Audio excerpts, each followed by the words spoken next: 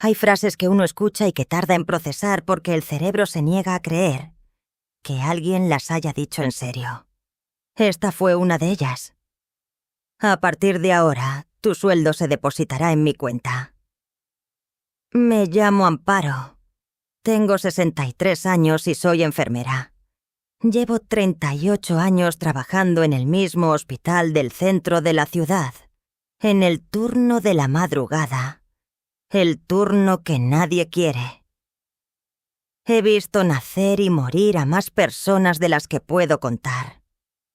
He lavado heridas, he sujetado manos en el momento final. He dado malas noticias a familias que todavía no sabían que eran malas noticias. Y nunca, en 38 años, nadie me había dicho lo que mi nuera me dijo aquella tarde de martes. Se llama Catherine. Llegó a la vida de mi hijo Ernesto hace 2 años. Con esa clase de entrada que hacen las personas que saben muy bien la impresión que causan. Alta, de curvas generosas, con el cabello siempre perfectamente arreglado y una manera de moverse que llenaba los espacios. Mi hijo la miraba como si hubiera inventado la gravedad. Yo la observé. Durante 2 años la observé. Vi cómo reorganizaba el departamento de Ernesto, cómo reemplazaba sus amigos por los de ella, cómo lo alejaba de sus primos y sus compañeros de trabajo, con la habilidad suave e imperceptible de alguien que sabe exactamente lo que está haciendo. Cuando Ernesto me dijo que se iban a casar, respondí que me alegraba. Cuando me dijo que Catherine quería que yo me mudara con ellos para ayudar con los gastos de la casa, respondí que podíamos hablarlo. Fue un error. Me mudé con ellos en enero. Catherine había escogido la habitación que me correspondería, la más pequeña de la casa, que antes era un cuarto de almacenamiento y que todavía olía a piní y a pintura reciente cuando llegué. Me dio una llave, pero me explicó amablemente que la puerta de la cocina se cerraba a las 10 de la noche y que el refrigerador del segundo piso era el de ellos, que el mío estaba en la cocina de abajo. Pregunté si había 2 cocinas. Me dijo que no, que había una cocina y un pequeño espacio con una hornilla al lado de la lavandería que sería mi espacio de preparación. Dijo esas últimas palabras con comillas audibles. Ernesto estaba detrás de ella cuando me lo explicó. Sonrió de esa manera que tienen los hombres enamorados cuando quieren que el conflicto no llegue a ellos. Una sonrisa que pide comprensión sin tenerla. Es un período de adaptación, mamá. Katy tiene sus maneras de organizar el hogar. Katy. Así la llamaba. Katy. Con esa X blanda del diminutivo que él nunca le ponía a mi nombre. A mí no se no me. Me instalé. Organicé mi cuarto pequeño con la cama que había traído de mi casa anterior, el armario que compré de segunda mano y la mesita de noche donde pongo la foto de mi esposo Héctor, muerto hace 12 años de un paro cardíaco en el patio de atrás de la que fue nuestra casa. La primera semana fue tolerable. La segunda fue tensa. La tercera fue cuando Catherine me convocó a la sala un martes en la tarde, con Ernesto sentado a su lado como testigo silencioso de algo que claramente ya habían hablado. Amparo, me dijo. Nunca me llamó mamá. Desde el primer día usó mi nombre con una precisión que no era familiaridad, sino distancia medida. Ernesto y yo hemos estado conversando sobre la organización del hogar y creemos que lo más ordenado sería centralizar las finanzas. Centralizar las finanzas era una frase que sonaba a administración de empresa y que en realidad significaba lo que dijo a continuación. A partir de ahora tu sueldo se depositará en mi cuenta. Yo manejaré los gastos del hogar y te daré una mensualidad para tus gastos personales. La miré. Luego miré a Jacob y a Ernesto. Ernesto miraba la pared. ¿Cuánto sería la mensualidad? 200.000 pesos mensuales. Para transporte y lo personal. 200.000. Menos del 10% de mi sueldo como enfermera de turno nocturno. El sueldo que yo había construido durante décadas de trabajo, de estudios nocturnos, de especializaciones pagadas con crédito. Catherine, dije con mucha calma, yo soy una mujer adulta con mi propio contrato laboral. Nadie tiene autoridad legal para indicarle a una institución bancaria a dónde debe depositarse mi salario. Claro, respondió, sin perder la sonrisa. Por eso necesitaríamos que tú misma firmaras la autorización en el banco. Lo haríamos juntas, si quieres. No voy a firmar eso. Silencio. Ernesto carraspeó. Mamá, es solo para que la casa funcione mejor. Catherine lleva las cuentas muy bien. Ernesto, le dije a mi hijo directamente. ¿Tú estás de acuerdo con esto? No respondió de inmediato. Eso era su respuesta. Me levanté de la silla. Voy a preparar mi cena. Fui a mi pequeño espacio junto a la lavandería. Puse agua a hervir. Y mientras el agua calentaba, pensé que yo tenía algo que Catherine no sabía que existía. Algo que hacía que su plan tuviera un error muy grande en el centro. El secreto se llamaba cuenta en el exterior. Cuando Héctor murió, hace 12 años, dejó un seguro de vida que nadie en la familia supo que existía excepto yo. Era una póliza que Héctor había contratado en silencio a inicios de los 90, cuando trabajaba para una empresa con sede en Panamá. El beneficiario era yo. El monto era considerable. En vez de gastarlos, los puse en una cuenta de inversión en el mismo banco panameño. Durante 12 años los dejé crecer. Los revisaba una vez al mes, sin contarle a nadie porque aprendí de Héctor que el dinero callado duerme tranquilo. Además de eso, durante todos mis años de trabajo en el hospital, había hecho aportes voluntarios adicionales a mi fondo de pensión privado. Aportes modestos pero constantes. El tipo de constancia que no se ve, pero que se acumula.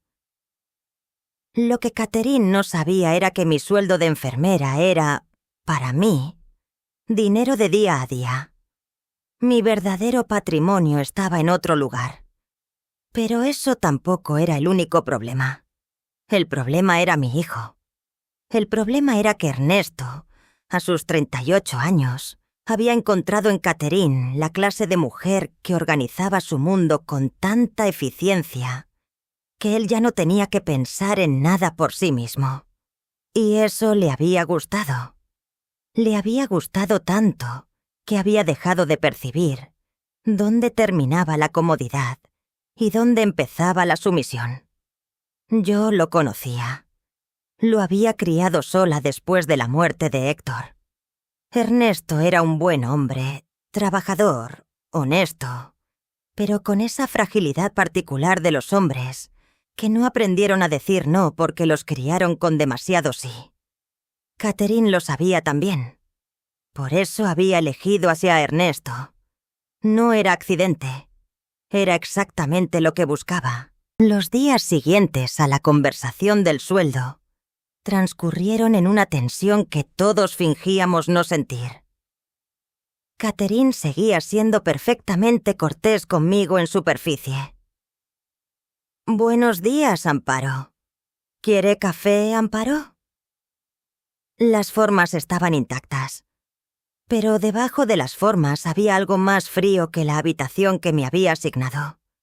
Una mañana Mientras yo me preparaba para el turno de madrugada, la escuché hablar por teléfono en el cuarto principal. La puerta estaba entreabierta. No pretendo haber espiado. Estaba pasando por el pasillo con mis zapatos de enfermería en la mano para no hacer ruido. Sí, el plan sigue igual. No. Ella no firmó todavía, pero lo hará. Estas viejas terquedades duran poco cuando uno controla el ambiente. Ernesto no es problema. Él hace lo que yo digo. Me detuve. Cuando tengamos acceso a sus ingresos y logremos que ella nos ponga en el testamento, la situación queda resuelta. Sí, exacto.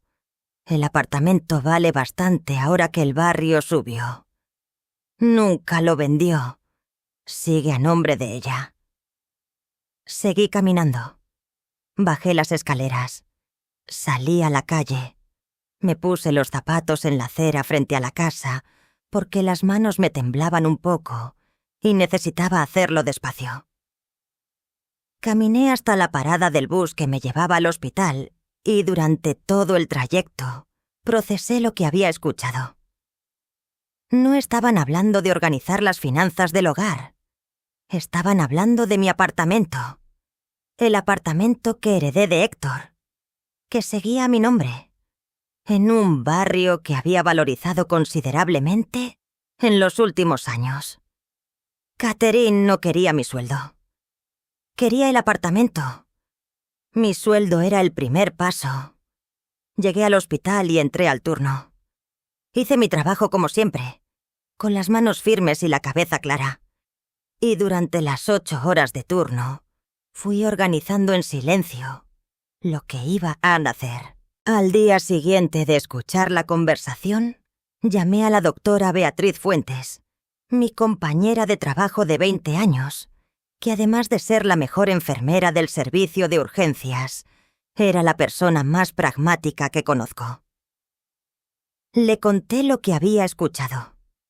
Beatriz me escuchó sin interrumpir. Cuando terminé, dijo una sola cosa. ¿Tienes abogado? No tenía. Nunca había necesitado uno. Mi cuñado hace derecho de familia y patrimonial. Te doy el número. El abogado se llamaba Hernán Fuentes.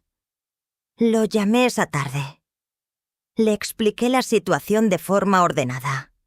La convivencia, la petición del sueldo, la conversación que había escuchado, el apartamento heredado de mi esposo. Hernán escuchó y luego hizo las preguntas correctas. ¿El apartamento tiene alguna hipoteca? No, está libre de gravámenes. ¿Tiene usted algún documento firmado que los comprometa como beneficiarios de algún bien suyo? Ninguno. ¿El seguro de vida panameño y la cuenta de inversión están a su nombre exclusivamente? Sí. Bien. Una pausa. Señor Amparo, lo que le están haciendo o intentan hacerle no es ilegal en sí mismo hasta el punto en que usted firme algo. Lo que escuchó en esa conversación es relevante, pero necesitamos documentarlo. A partir de ahora, le recomiendo que grabe cualquier conversación donde le presionen sobre sus bienes. ¿Puedo hacer eso? En Colombia, grabar una conversación en la que usted participa o está presente es legal. Lo que no puede hacer es instalar un dispositivo de escucha sin estar presente. En cuanto a lo inmediato, no firme nada. Nada. Colgué el teléfono con una sensación extraña. No de miedo, de preparación. Las semanas siguientes, Catherine incrementó la presión de formas que variaban, pero que tenían siempre el mismo centro. Un domingo por la tarde, cuando los tres estábamos en la sala, sacó una carpeta con documentos y los puso sobre la mesa como si fuera algo casual. Amparo, traje los papeles del banco. Es muy sencillo. Solo es una autorización de débito automático. El banco hace el resto. Tenía el teléfono en el bolsillo del delantal con la grabadora activada. Hernán me había explicado cómo hacerlo. «Catherine, ya te dije que no voy así a hacer eso. Pero es por el bien de la casa. Los gastos son muchos y con 2 sueldos organizados correctamente. Los gastos de la casa los cubro yo con lo que acordamos cuando me mudé. 200.000 mensuales de aporte». Eso fue lo que dijo Ernesto. Ernesto, desde el sillón, frunció el ceño. Bueno, con la inflación ese monto quedó corto. Entonces hablemos de ajustarlo. Pero el sueldo completo, no. Catherine cerró la carpeta con esa suavidad estudiada que tenía para todo. «Amparo, creo que no confías en mí. Catherine, confiar y ceder son cosas distintas». Hubo un silencio. Ernesto intervino. «Mamá, ¿por qué lo complicas?» «No lo estoy complicando, hijo. Estoy siendo clara». Catherine se levantó, recogió la carpeta y se fue a la cocina. Ernesto me miró con esa expresión a mitad de camino entre el agotamiento y el reproche. «Pareces desconfiar de mi esposa». «Soy tu madre, Ernesto.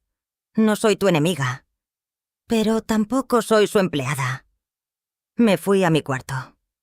Esa noche le mandé a Hernán el audio de la conversación. Un lunes por la mañana, mientras Ernesto estaba en el trabajo y yo tenía el día libre por haber hecho turno el fin de semana, Catherine recibió una visita en la casa. Abrió la puerta sin saber que yo estaba en el corredor de la planta baja, que daba directamente a la entrada. Escuché la voz de un hombre. Una voz que me resultó desconocida al principio y luego no. Era el mismo tono de la conversación que había escuchado por el teléfono semanas antes. Subí silenciosamente las escaleras hacia mi cuarto, y desde la ventana pequeña que daba hacia la sala de estar, pude ver el patio interior sin ser vista. Era un hombre de unos 50 años, corbata aflojada, bolsillo del saco con un pañuelo de paño. Conversaba con Catherine en voz baja. Ella le mostraba algo en una tablet. Tomé fotos con el teléfono desde mi ventana.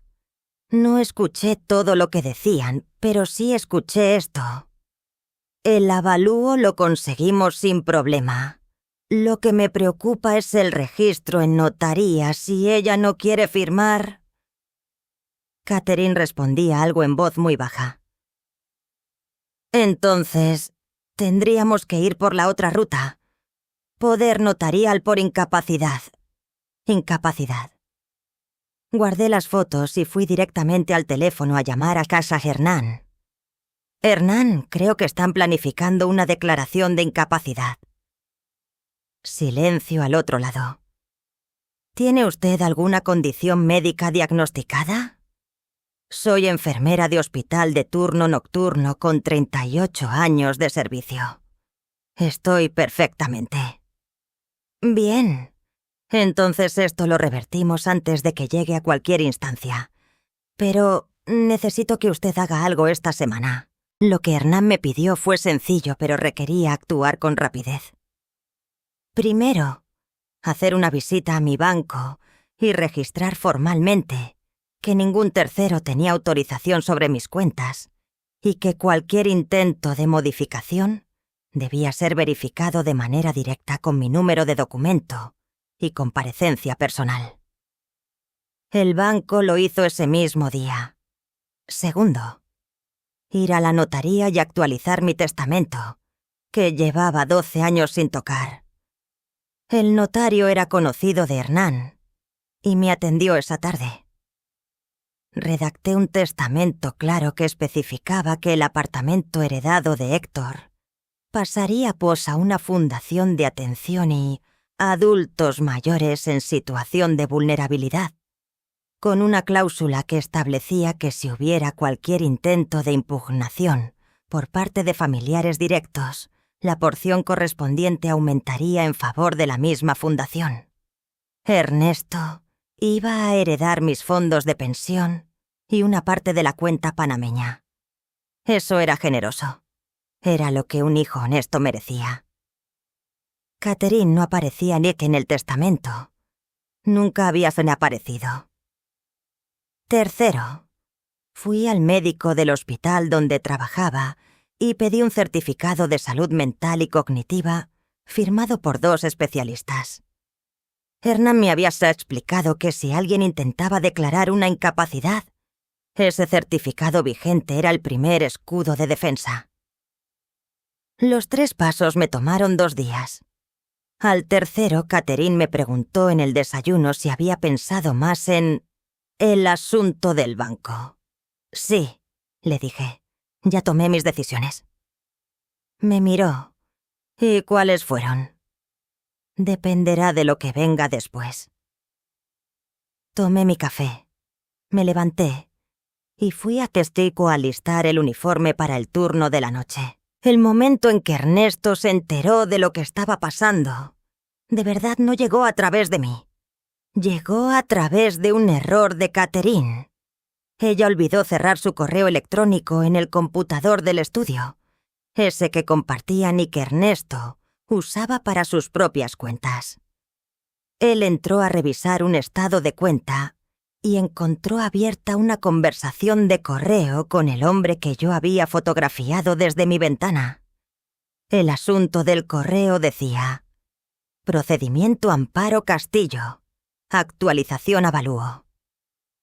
Ernesto me llamó al hospital a las 11 de la noche. «Mamá, ¿qué está pasando?» «Ernesto, ahora no puedo hablar. Estoy en turno». «Mamá, encontré unos correos en el computador. Sobre ti. Sobre tu apartamento». Silencio de mi parte. «¿Cuánto sabe usted de esto, Ernesto?» «Nada. Creí que... Catherine me había dicho que era para ayudar a organizar tus finanzas.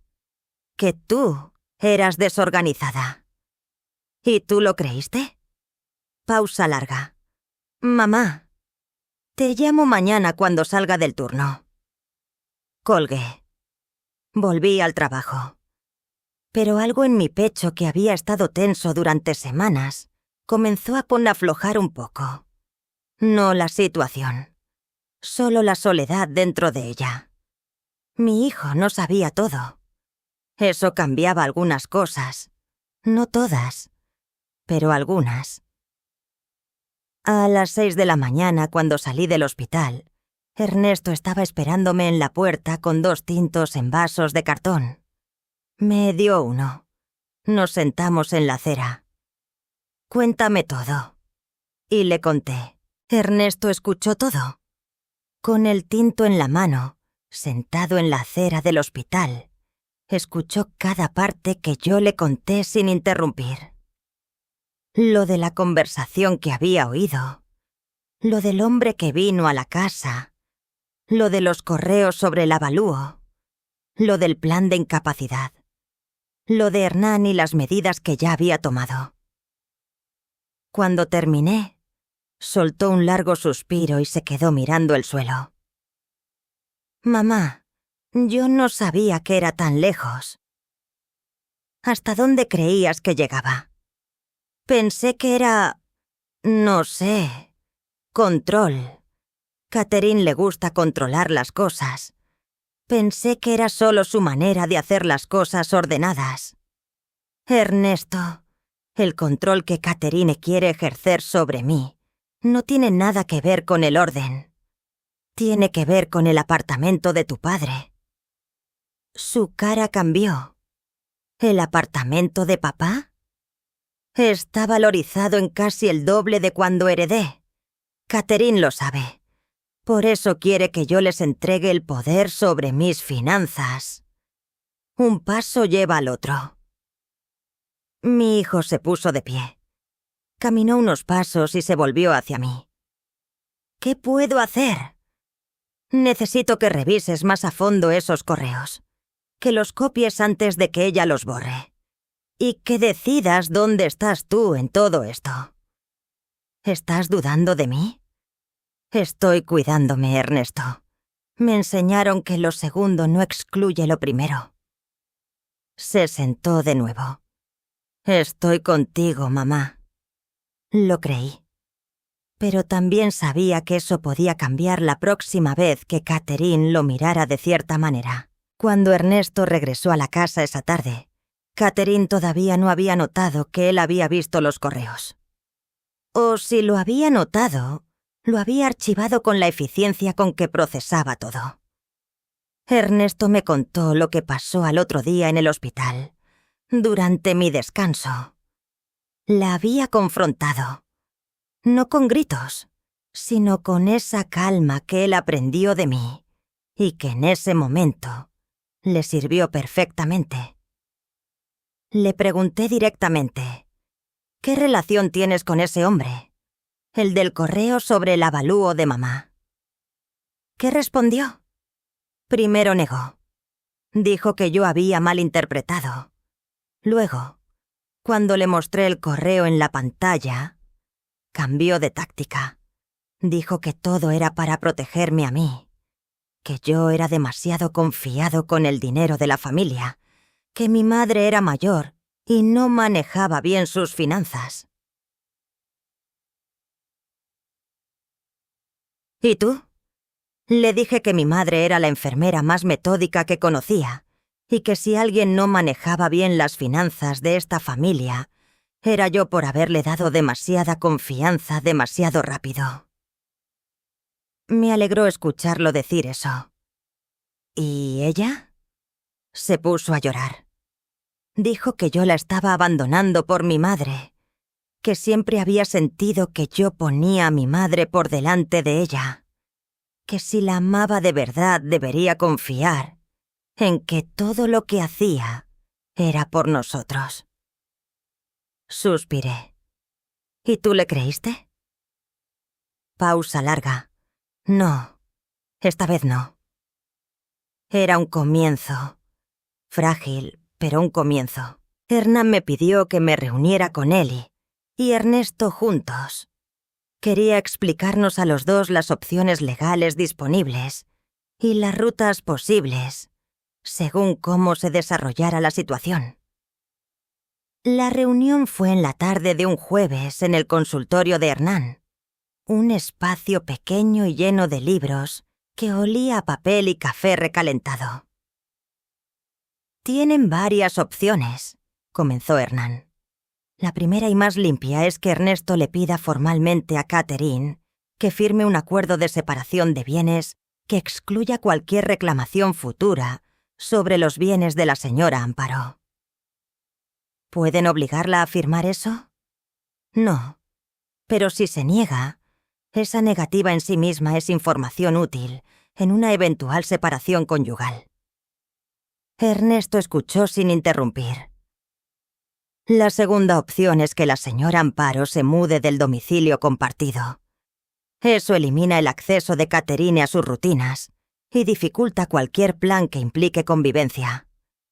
También enfriaría el ambiente para los intentos de presión directa. Si me voy de la casa, Catherine gana. Si se queda, el desgaste puede ser peor, dijo Hernán con pragmatismo. Miré a Ernesto. ¿Tú qué quieres? Mi hijo tardó un momento. Quiero que te sientas segura, mamá. Si irte de la casa es lo que te da paz, yo te apoyo. Aunque eso signifique que Catherine piense que algo está mal. Algo está mal, le dije. Sí, lo sé. Fue la primera vez en mucho tiempo que miré a mi hijo y vi al niño que había criado. No al hombre que Catherine había reformateado, al niño. Y eso me reconfortó más de lo que podría explicar. Decidí quedarme en la casa una semana más. Hernán recomendó que no saliera abruptamente, porque eso le daría a Catherine argumentos para construir una narrativa de conflicto familiar que podría usarse luego. Durante esa semana, Catherine y yo coexistimos en una paz que era estrictamente superficial. Buenos días corteses. Movimientos calculados para no cruzarnos más de lo necesario. El tipo de convivencia que tienen dos personas que ya saben lo que la otra sabe y están esperando que el otro dé el primer paso equivocado. Fue Catherine quien lo dio. Un miércoles, mientras yo preparaba algo en mi pequeño espacio de hornilla, ella entró al área de la lavandería con una bolsa de tela en la mano. Se paró a mi lado, demasiado cerca para que fuera casual. Amparo, creo que debemos hablar como mujeres. ¿Sobre qué? Sobre lo que Ernesto y tú han estado tramando a mis espaldas. La palabra tramando era interesante. No estoy tramando nada, Catherine. Estoy protegiendo mis bienes. ¿Y quién te dijo que necesitabas protegerte de mí? Tú misma, le respondí. En una conversación telefónica que tuviste hace algunas semanas y en los correos con el hombre del avalúo. Su cara cambió en un instante. Por primera vez desde que la conocía, vi algo que no había visto. Desorientación genuina. No supo exactamente cuánto sabía yo, ni cómo lo había sabido. No sé de qué hablas. Está bien, Catherine. Apagué la hornilla. Pero si alguna vez necesitas hablar de verdad, yo estoy aquí. Me fui a mi cuarto y cerré la puerta. 10 minutos después escuché que se encerraba en su habitación. Esa noche comencé a empacar mis cosas. Recuperé mi apartamento de Héctor el viernes siguiente. Había estado arrendado a unos estudiantes que ocupaban 2 de las 3 habitaciones. Les pedí cortésmente que desocuparan el cuarto principal para mí. Lo hicieron sin problemas porque el tema estaba contemplado en el contrato. Abrir la puerta de ese apartamento, después de meses, fue como volver a respirar. El sillón donde Héctor se enjuagaba los dientes, mirando el noticiero. La maceta del balcón que yo había dejado a cargo de una vecina y que seguía viva. El olor a madera vieja y jabón de lavanda que tenía el lugar desde siempre. Puse mis cajas en el cuarto. Tendí la cama. Puse la foto de Héctor en la mesita de noche, donde siempre había estado. Esa noche Ernesto me llamó. ¿Llegaste bien? Muy bien, hijo. ¿Estás sola? Estoy en casa. Silencio de su parte. Catherine se fue 2 días. Dijo que necesitaba tiempo para pensar. ¿Y tú? Yo también lo necesito. Lo escuché en su voz. No era el hombre que se había sentado junto a Catherine a explicarme la organización financiera del hogar. Era el hombre que había crecido visitando a su papá en el hospital en las últimas semanas de vida. Ese hombre conocía el peso de las despedidas y sabía cuándo algo estaba terminado. Ernesto, pase lo que pase entre tú y Catherine, tú eres mi hijo. Eso no cambia. Lo sé, mamá. ¿Y tú lo sabes de verdad? ¿O lo dices porque es lo que los hijos le dicen a las madres? Brevísima pausa. Lo sé de verdad. Entonces está bien. Ven a almorzar el domingo. Voy. Colgué. Me hice un tinto. Me senté en el sillón de Héctor y lo tomé en silencio con las puertas del balcón abiertas y el ruido de la ciudad entrando desde afuera. Por primera vez en meses, dormí tranquila. Catherine volvió de sus días de reflexión con una actitud que nadie en la casa había visto antes. Humilde. O algo que intentaba parecerse a eso. Me lo contó Ernesto 3 días después del almuerzo del domingo. Llegó con flores. Me dijo que lo sentía, que había exagerado, que su familia siempre había tenido problemas con el dinero y que eso le generaba una ansiedad que a veces la hacía actuar de maneras que no eran justas para los demás. ¿Y tú? Escuché. ¿Le creíste? Silencio. Parte. Creo que hay algo de verdad ahí. Pero también creo que lo que hizo con el avalúo y con el hombre ese no fue solo ansiedad. Fue un plan. Sí. Le pedí que firmara un acuerdo. Lo que me recomendó Hernán. Separación patrimonial completa que excluye cualquier reclamación sobre tus bienes, incluyendo el apartamento. ¿Firmó? Con condiciones. ¿Cuáles? Que yo tampoco podré reclamar ningún bien que ella haya adquirido antes o durante el matrimonio con sus ingresos propios. Lo pensé. Eso es un acuerdo justo, Ernesto. Sí, por eso lo firmé. Me alegré. No porque Catherine hubiera cedido, sino porque mi hijo había comenzado a ver el mundo con sus propios ojos. Eso valía más que cualquier cláusula legal. ¿Y cómo está la relación entre ustedes? Cuidadosa. Como después de un accidente, cuando uno ya camina pero todavía recuerda el impacto. Una descripción exacta. Dale tiempo. Y no le des más información de la necesaria. Aprendí de la maestra, dijo. Reí. Por primera vez en mucho tiempo. 3 semanas después de todo eso, recibí en el hospital una visita que no esperaba. Catherine.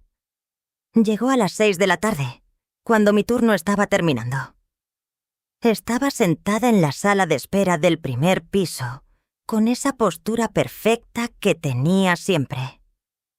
Me vio salir de vestidores y se puso de pie. Amparo. La miré sin decir nada. ¿Podemos hablar? Salimos al parque que quedaba frente al hospital. Nos sentamos en un banco.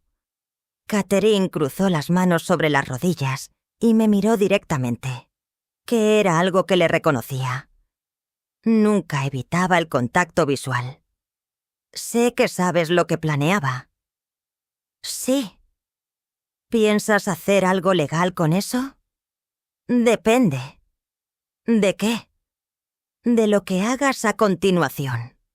Asintió lentamente. Quiero que sepas que no te tengo odio, que reconozco que me excedí.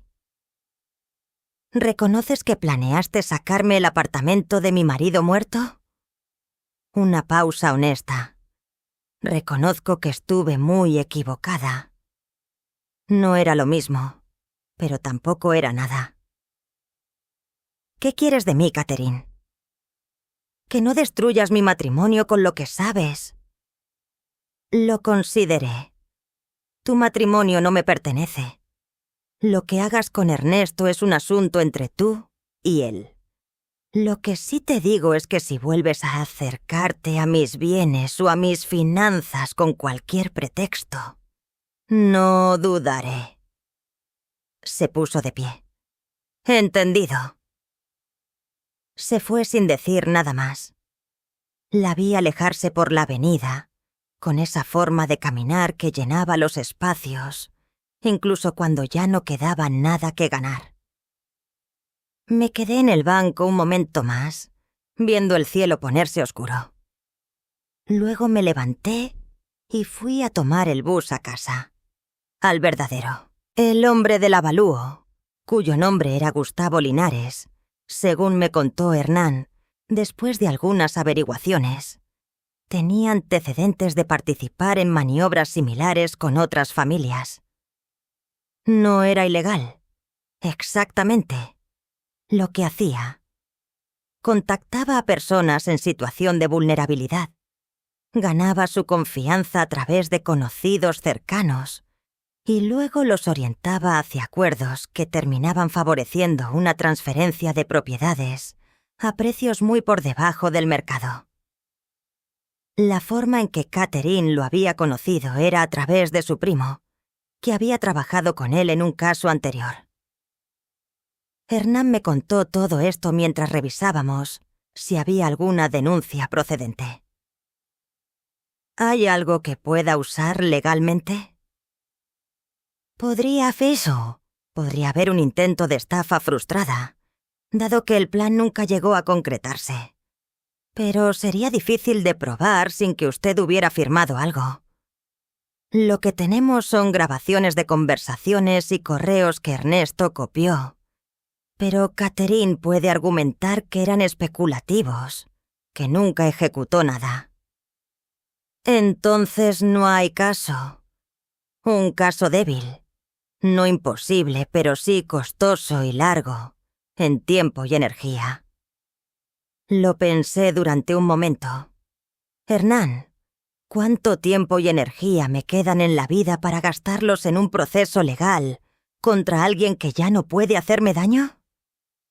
Fue una pregunta retórica, pero él la respondió de todas formas. No mucho. Mejor invertirlo en otra cosa. Eso pienso yo. Guardé los documentos. Cerré la carpeta. Le pagué a Joas Hernán sus honorarios con un cheque y le agradecí con la claridad de quien sabe que cerrar un capítulo a tiempo es más valioso que ganarlo. Beatriz me invitó a tomar algo una tarde de viernes cuando salimos del turno. Fuimos a un café cerca del hospital que conocíamos desde hacía 20 años, de cuando todavía era una heladería pequeña, y ahora era un bar de tapas con música ambiental que ninguna de las dos entendíamos del todo. Le conté el final del asunto. Beatriz escuchó. Asintió. Pidió una copa más. ¿Y Ernesto cómo está? Bien, creo. Adaptado. El matrimonio sigue en tensión, pero se sostiene. Catherine y yo tenemos ahora una relación de distancia cortés, y eso es perfectamente manejable. ¿La perdonaste? No exactamente. Entendí. Hay una diferencia. Beatriz levantó su copa. A las mujeres que construyen su propia protección antes de necesitarla. A esas. Chocamos los vasos. ¿Cuándo fue que pusiste esa plata en Panamá? Me preguntó con la curiosidad directa que le permitía 30 años de amistad. Hace 12 años, cuando murió Héctor. Él siempre decía que el dinero guardado en la casa es el primer dinero que desaparece cuando la casa cambia. Sabio el hombre. Era enfermero también. Sabía que las cosas se pueden complicar en cualquier momento y que lo mejor es estar preparado antes de que se compliquen. Beatriz asintió. ¿Y ahora qué? Ahora nada especial. Trabajo. Cuido a mis pacientes. Veo a mi hijo los domingos. Riego la maceta del balcón que sobrevivió todo. Eso suena muy bien, Amparo. Sí, suena exactamente como debería sonar una vida bien llevada. Hay algo que solo entendí cuando todo terminó, cuando la tormenta pasó, y quedó ese silencio particular que dejan las cosas que pudieron ser peores, pero no fueron. Catherine me había subestimado porque soy mayor. Porque soy enfermera, no abogada ni empresaria. Porque vivo en un apartamento modesto y uso uniformes al trabajo. Porque no tengo el porte ni la apariencia de alguien que debería ser cuidadosa con sus bienes. Lo que no calculó fue que 38 años trabajando en urgencias enseñan a leer situaciones con rapidez. A distinguir lo que parece no urgente, pero lo es. A actuar antes de que la hemorragia sea visible. A hacer el tourniquet, aunque todavía no haya sangre, porque ya sabes cómo va a terminar si no lo haces. Me enseñó también algo sobre mi hijo. Que Ernesto podía equivocarse, dejarse llevar, ceder.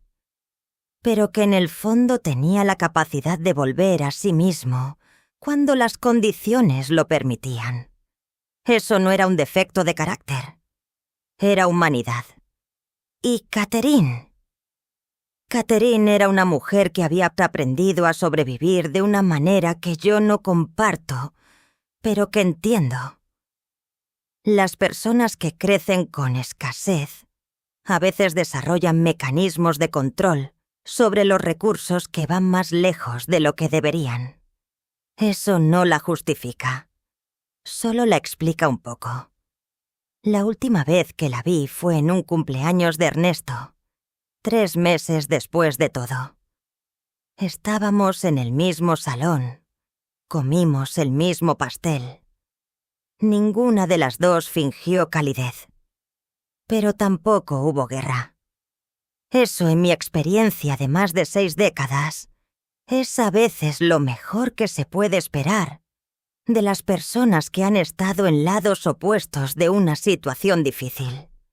No la paz perfecta, pero sí la distancia suficiente para que cada una siga su camino. Y eso, en definitiva, era exactamente lo que yo necesitaba.